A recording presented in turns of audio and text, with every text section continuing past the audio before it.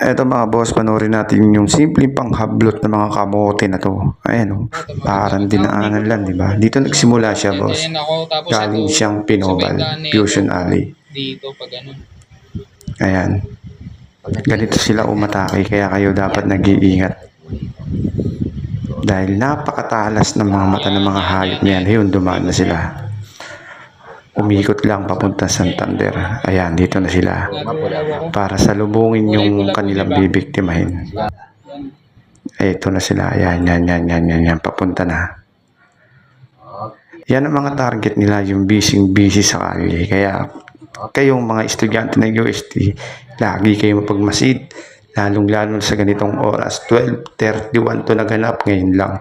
Ayan o, tignan nyo. Di ba? Parang walang nangyari. Sana maging aral to sa lahat ng mga estudyante rito sa UST. Lalong-lalo na kayong mga lumalabas na madaling araw.